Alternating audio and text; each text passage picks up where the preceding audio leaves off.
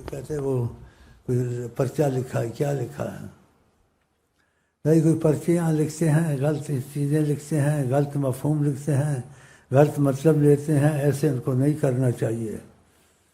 یہ بہت بڑا بہتان ہے۔ ہاں جی، نبی کریم کی ذات اتنی عظیم ہے، اس کو تصور میں لانا بہت مشکل ہے۔ تو ایسی الٹی سیدھی باتیں لکھی جو ہم نے نہیں کہی، نہ کوئی بات ہوتا تو اس کا مفہوم کچھ اور تھا، مطلب کہ استغفر اللہ، یا نبی کریم ہے، نبی سے ملو ہے، ایسی باتیں ہم نے نہیں کہی ہیں۔ اور استغفر اللہ اور ایسی غلط باتیں اس نے لکھی ہیں، پتہ نہیں کس نے لکھی ہیں۔ اگر غافل ہے تو خدا اس کو ہدایت دے، اگر دشمنی سے غلط مطلب نکال کے لکھے ہیں تو خدا اس کو ہدایت دے، اگر ہدایت نہیں ہے خدا اس کو عبرتناک سزا دے، جو اتنی گستاخی کی باتیں لکھتا ہے اور ہماری طرف منسوب کرتا ہے۔ ہم نے یہ باتیں نہیں کہی ہیں، تو ہم نے ایسی باتیں نہیں کہ یہاں آئیں یا آقا جی تم کو ملتے، یہ نہیں کہیں۔ ہم جو کہتے ہیں آقا جی تم کو ملیں گے، یعنی آقا جی سے محبت کرو گے، آقا جی کا طریقہ اختیار کرو گے، آقا جی سے تعلق پیدا ہوگا۔ اس کا مفہوم یہ ہوتا ہے، یہ نہیں ہوتا بظاہر ہر چیز کو بظاہر لیا جائے۔ جیسے خدا کہتے ہیں ہر جگہ موجود ہے، ہر جگہ موجود کا مطلب کیا ہے کہ اب اس کا مفہوم انسان نہیں سمجھتا، بس موجود ہے۔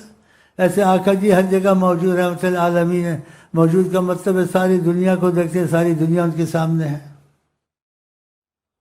اتنی بہتان لکھا یہاں، توبہ توبہ توبہ۔ میں ایسے کہہ سکتا ہوں، یہ لکھا حضرت کی زیارت کے لیے محترم شیخ امین مدینے والے کے پاس آئیں، ایسے میں کہتا ہوں؟ ایسے نہیں۔ ہم لوگ دوسرے مفہوم جو نیت خوانی کرتے ہیں اس میں کہتے ہیں کہ آقا جی سے محبت کرنا، سمجھو آقا جی تم کو مل گئے۔ آقا جی جس سے محبت کرتے ہیں، آقا جی کہتے ہیں ہم کہیں جاتے آتے نہیں، یہ میری کشتوں میں پہلے سے موجود ہوگا، ہم اس کو اپنے در پہ لے آتے ہیں کہ جو مسافہ ہمارے اس کے درمیان میں ہے وہ زمین کو سمیٹ دیتا ہے اللہ تعالیٰ۔ یہ مطلب ہے۔ کتنی گستاخی، یہ مسلمان رہ گئے، کافر رہے گا۔ تم صدارتی الیکشن کرا اور اب حضرت محمد صلی اللہ علیہ وسلم کو الیکشن کریں گے، ایسے بات کہنی چاہیے؟ اتنی بڑی عظیم ذات کو اتنے بے ادب گستاخ ہیں، اس قسم کی باتیں لکھتے ہیں اور میری طرف منسوب کرتے ہیں۔ بس یہ اور بھی ایسے لکھا ہے، تم امریکہ سے مانگتے ہو معاوضے، یہ خواہ مخواہ کی فضول باتیں لکھی ہے۔ ہم نے یہ کہا تھا کوئی امریکہ سے دوستی کرتا ہے، اس سے کرتا ہے، آقا جی سے محبت کر لے، آقا جی سارے مسئلے حل کر دیں گے۔ تو یہ اور رنگ میں، اسے کسی اور رنگ میں لکھ دیا۔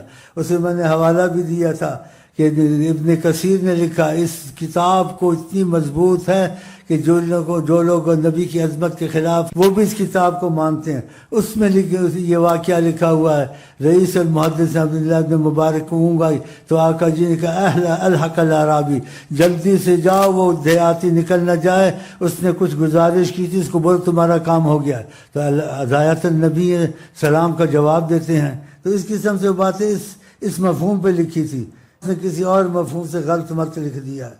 تو میں اس کی باتوں سے بری ہوں، آپ بھی بری ہیں۔ اگر یہ غافل ہے تو خدا اس کو ہدایت دے، ایسا نہ کرے۔ اگر یہ جان بوجھ کے ایسے کرتا ہے تو خدا اس کو ہدایت دے، ورنہ خدا اس کو سزا دے۔ بس اور کچھ کہنا ہے؟ ایسے ظالم لوگ ہیں، اتنی بڑی گستاخی کی باتیں لکھی ہیں جو آدمی کہہ نہیں سکتا۔ چلو جی، یہ کہتے تھے کچھ آپ کو ضرور کہیں، تو میں نے کچھ کہہ دیا ہے، اب آپ جانیں، آپ کا کام جانیں۔ اور جو ان کے ساتھ کے لوگ بیٹھے ہوئے ہیں کہ بھئی یہ ایسی باتیں کہتا ہے، ہم ایسی باتیں نہیں کرتے ہیں، مستقل میری کیسٹیں سنو، پھر آپ کو بات آئے گی پوری سمجھ میں کہ ایسے آدھی بات کرنی، آدھی نہ کرنی، وہ اچھی نہیں ہوتی۔ جیسے کسی نے کسی کو کہا کہ بھئی نماز کیوں نہیں پڑھتے ہو، ہاں جی، اس نے آدھی بات کہی، آدھی آیت پڑھی، ہوگا شاعر ہوگا، شیطان ہوگا، پتہ نہیں۔